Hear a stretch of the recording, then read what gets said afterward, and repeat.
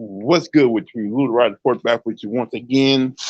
Hope everybody taking care of themselves, staying safe, and basically living their lives. All right, let's get started.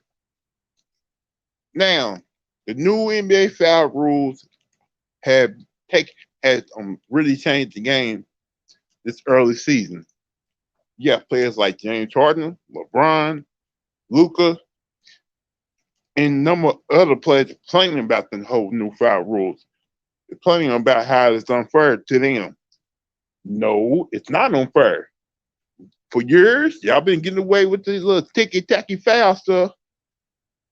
You've been having a parade going to the free throw line. Now you gotta really play your game.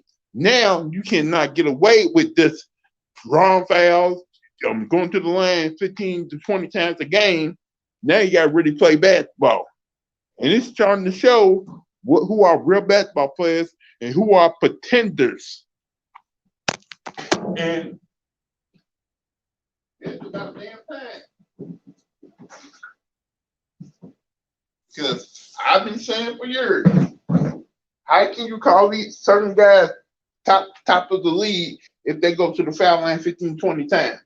How is James Harden one of the best players in basketball right now if he lives on the foul line? And it's starting to show, and James Harden ain't right.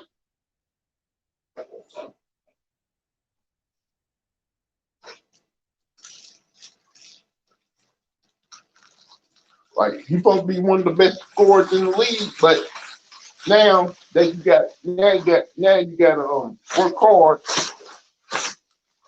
and work hard. What up, Polo? You're supposed to be one of the best scorers in the league. Now that you got to work hard just to get points, now it's starting to show that you don't want to work at it. You knew they were going to put in a new foul rule, and you knew this was going to go down like this. Now that you complaining about every time somebody touches you and all that, and they ain't calling foul, and you going to complain about it, man, get the fuck out of the shit and play ball.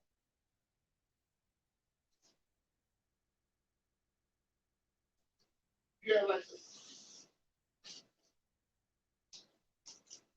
So the league is being unfair to you.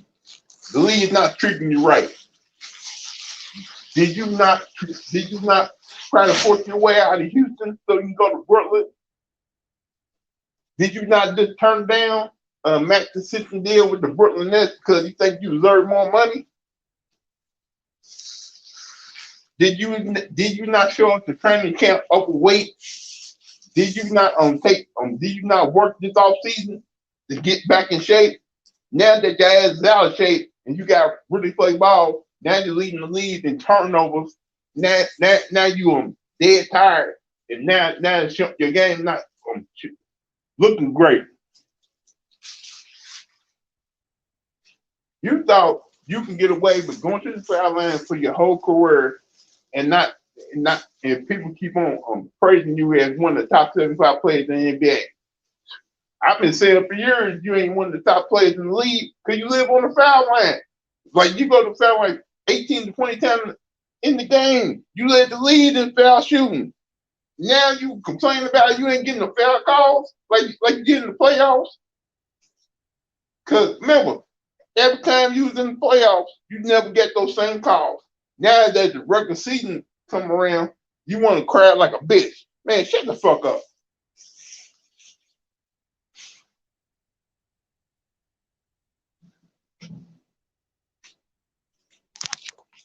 So, let me put the link there and see.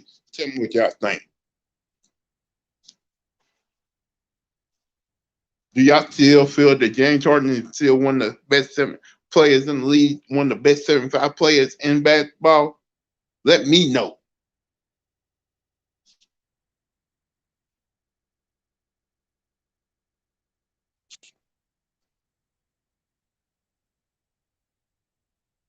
Because it's starting to show that he's not happy with the new foul call.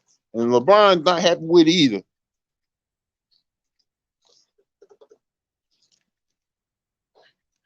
Like, my understanding They made this rule because fans were complaining about the parade to the foul line. Fans were complaining about it's too much. It's too much star power and all that. They're trying to make the league more watchable, like it used to be.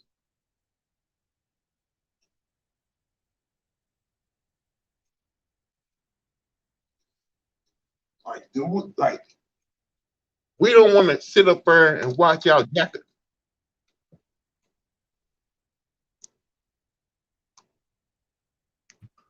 What up, Polo? Hey, what's up, Lou? Man, listen here. Let me say this, okay? Now, the last time I was on a certain panel, I I pretty much everybody was talking their shit and saying that I was capping when I said, man, listen, this guy James Harden is vastly overrated, and y'all are looking at the aspect of him doing all this scoring and stuff, and the simple reason why is because he's getting help. He's doing something that a lot of people really resent the fact that he's doing, which is, trying to draw the contact or whatever, and it's taken away from the game. Now, let me name two players in particular that didn't make any excuse, that were able to adapt to several different changes upon the NBA, going from when they started as rookies all the way up into their tenure. One example is Tim Duncan. Okay, Tim Duncan came in the '90s. Okay, where there was still hand checking during that time. Am I not lying, Lou? Yeah, they start paying checking them back Right. around like 2002. At 2003. Okay, look, in 2002, 2003. Okay, Tim Duncan was able to play all the way up, and all the way up until what, I think it was 2014 when he retired. I think it was like Anyway, 2015. I think yeah, if I 2015. But my point is, Lou, he was able to play all the way up from the '90s up into the 2010, where there were dozens of rule changes. He never made any excuses, and he was a fundamentally sound individual and had to adapt to that. Okay, let's go ahead and let's take KG. Same thing, was able to adapt his game and still not make any excuses. Let's go with Rasheed Wallace, was able to adapt his game and not make any excuses. Michael Jordan was able to adapt to the new game and not make any excuses. You see what I'm saying here? You see what I'm saying, Lou? yeah. He that those players are not making any excuses. But then, oh, when it's not catered to you, the only one that I could really see that made any excuses, Lou, was T Mac. And that was when they had put, they did, they he was crying about the zone and all that other stuff. But he couldn't cry because guess who they made that for? They made that because of AI. So, you sitting up here and you crying about, rule changes and stuff like that. Man, there all these guys that I've mentioned, with the exception of T Mac, never cried and never complained or said anything. Guess what they did? They had to go ahead and adapt. And that's what a lot of the greats have to do. You have to learn how to adapt. It's an adapt or die mentality. And you hit it right on the nail, Lou, talking about, coming in out of shape and stuff like that. Oh, okay. We're gonna see what type of shape you truly are in and how great you really are when everything is not catered for you. Oh, you got to get to the line, 16, 17 times. Yeah, there was some guys that did that, like Adrian Dantley and stuff like that, but they still knew how to play ball. And that's why you don't see how good Luca really is since he can't get to the line like it now. Right. Like I said, like they gonna bring up, oh, Jordan used to shoot a lot of foul shots. And Jordan had to develop a jump shot to make sure he can still get his buckets. Like James Harden, you supposed to be one of the best 3-point shooters in the league. You had all that time to develop some type of jump shot, some type of jump shot. You refused to do that because you kept doing two ways: zero step to the rim to draw fouls, or a 3-point shot. Now you can't do that zero step to get the draw fouls no more. It's starting to show. Right.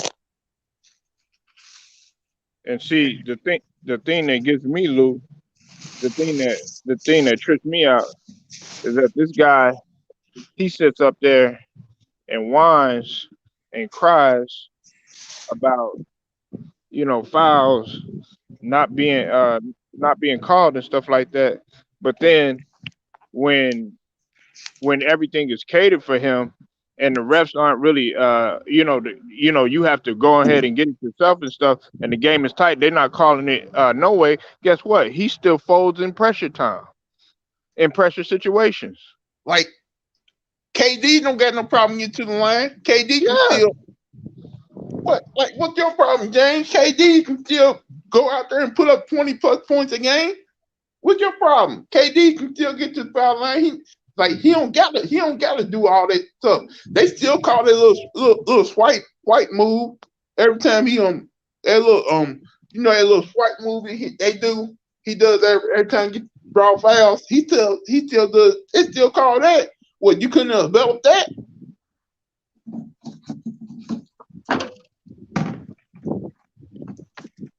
And Like, look, a per scorer knows a whole lot of different ways to get to the foul line. A per scorer knows all types of different ways to get his shot off and still get buckets. James Jordan, you're not a per scorer. You're not a better scorer than Kobe and Michael Jordan.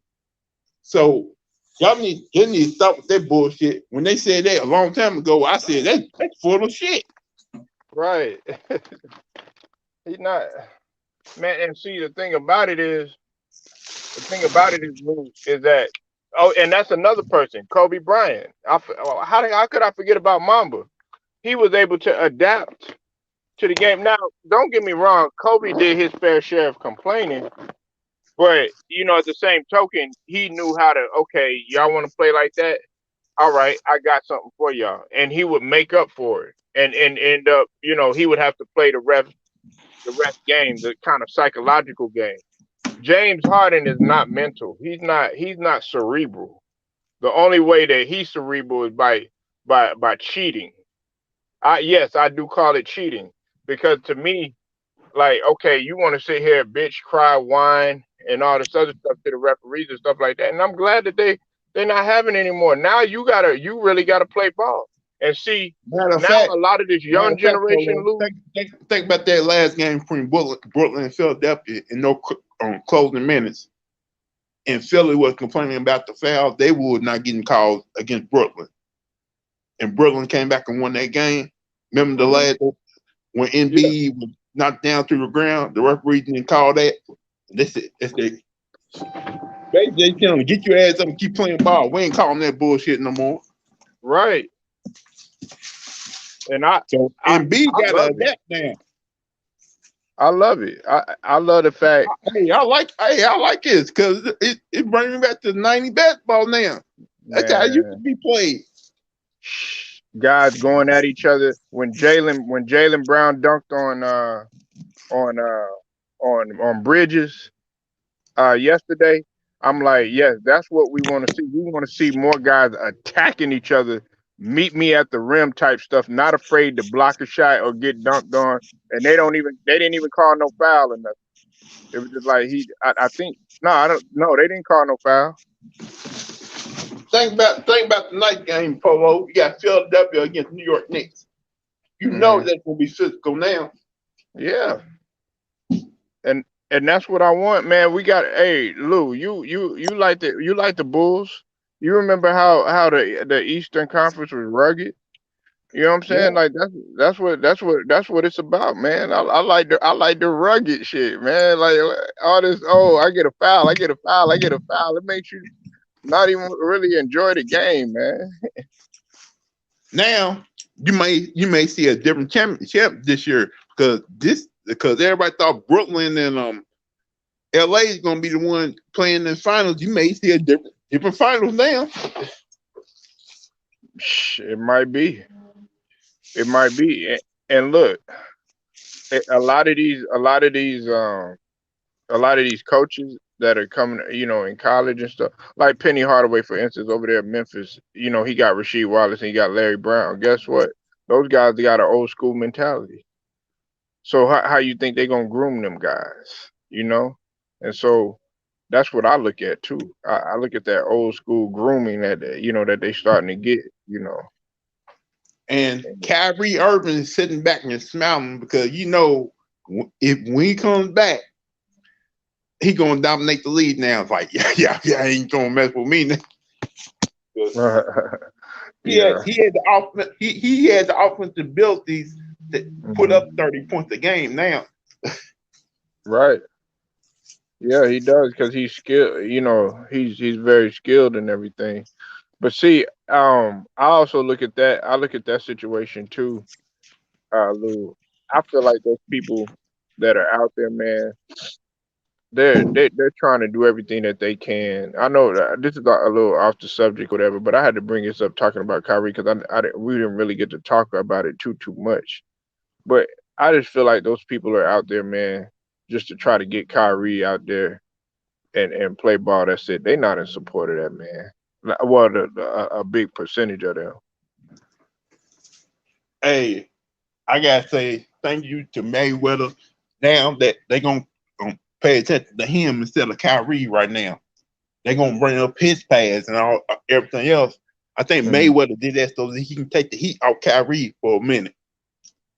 Yeah, well, yeah, like, look, man, I give props to Mayweather, and I know you probably got your feelings about Mayweather, Lou, and a lot of the other guys do too. I got my feelings, some of the stuff that he does, don't agree with it, but at the same token, he did it the old school way. He just did a simple letter. He didn't get out all on social media like he usually do, trying to trend and all that other stuff. You know what I'm saying? So I feel like he was actually genuinely being supportive. But my question is where's everybody else?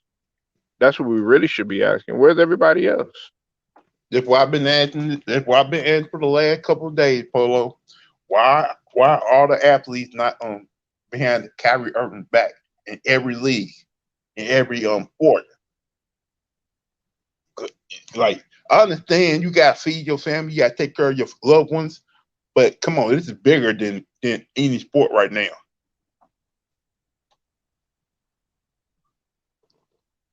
Right. And see that Kyrie is willing to take a loss and willing to sacrifice and willing to, for the betterment of himself and his body and his choice, things of that nature. But are you willing to do that? That really goes to show you, okay, man, these people didn't really have my back anyways. These people wasn't in support of me. They don't really care about me. But see, the people that are out there in front of the Barclays Center starting those riots and stuff like that, Lou. Some of them are just doing that just for publicity. A lot of them are just out there just to, like the ones that's trying to force their way into the Barclays Center and all that other stuff. Man, that's nonsense, man. I don't get with that. The real true people would just go ahead and just say their little piece, say I support with Kyrie.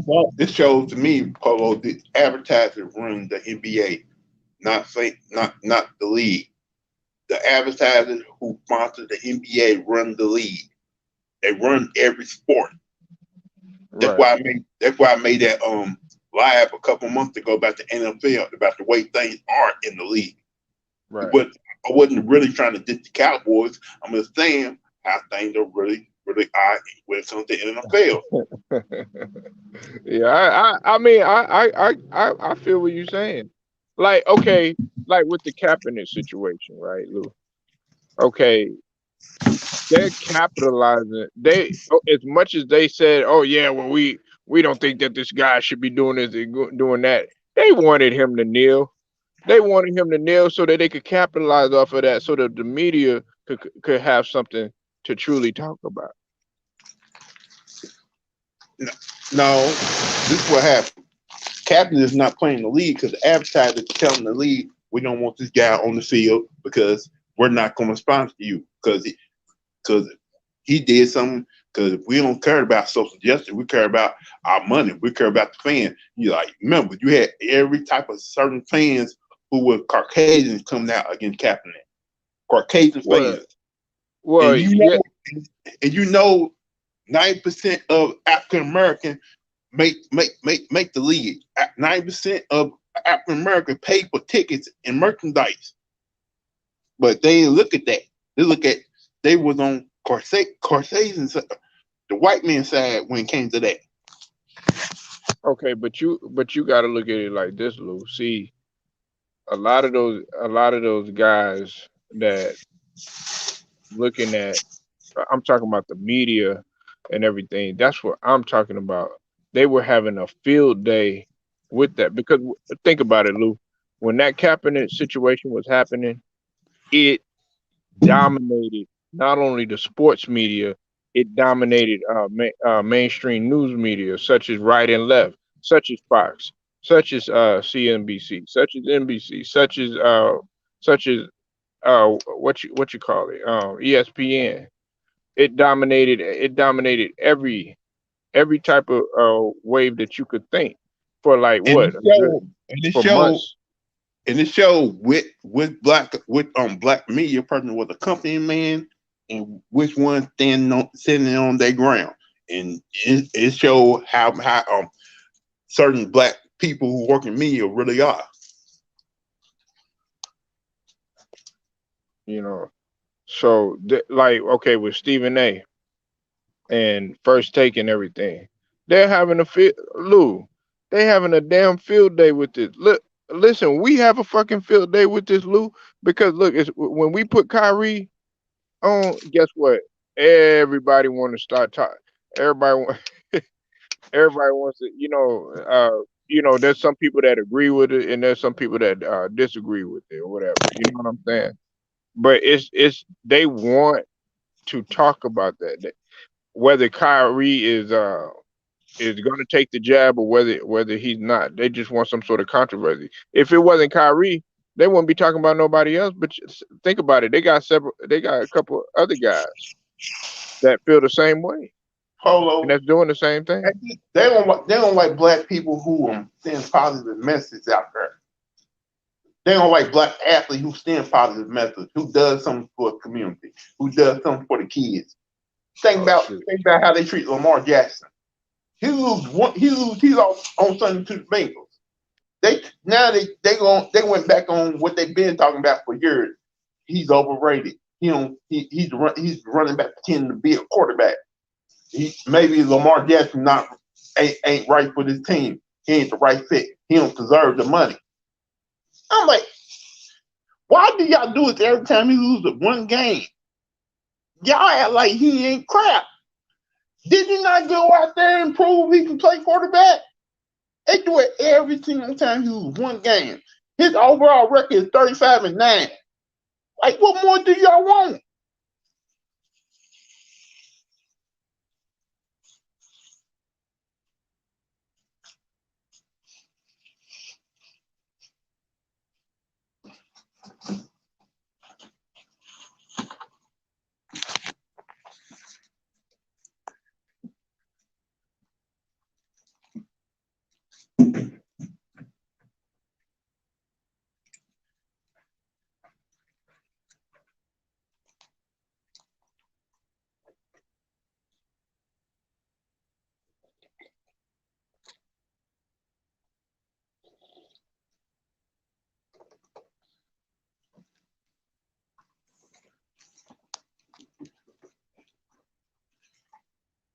Hold on, went away for. Well, I just want.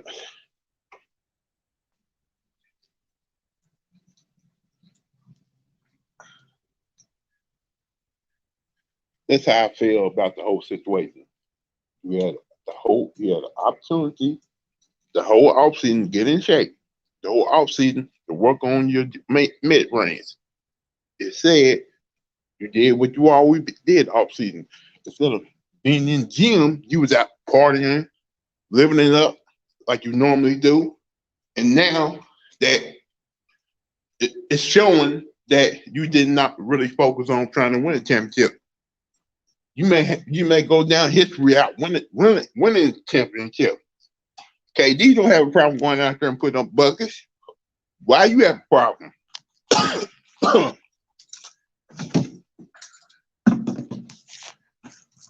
So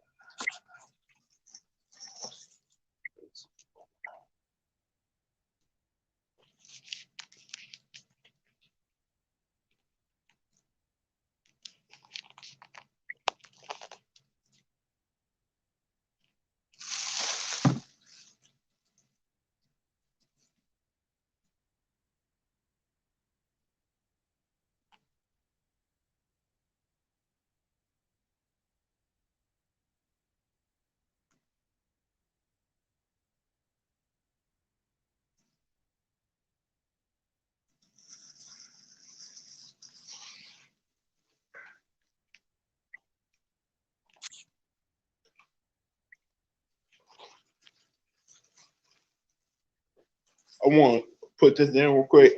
Tonight is game one of the World Series between the Atlanta Braves and the Houston Astros. And if y'all don't know, even though I am a Yankee fan, I also grew up an Atlanta Braves fan. And I will be rooting for Atlanta to get this win. But if Dusty Baker end up winning the World Series, I'm be happy for him because there's not too many black managers who have won the World Series, and he would have won. I think he deserved to win in 2002, but in Game 6 with that bogus call, it did not go that way. It would have been Barry Bonds' only World Series ring, but things happen, and hopefully Dusty, win his first and only World Series. That'd be great for him. And I hope the offseason Carlos Correa signed with the Yankees because they need shortstop help. And basically, it'd be great if we had Corey Seager, Carlos Colon at shortstop, Corey Seager at third base. Well, do I want Torres at second base? Do I want somebody else there? Have Rick, like you have a Gold Glove at second base, at shortstop, a Gold Glove at third, a Gold Glove at first base. Man, the possibilities are just endless. I hope the Yankees make certain moves to get them back to championship ways.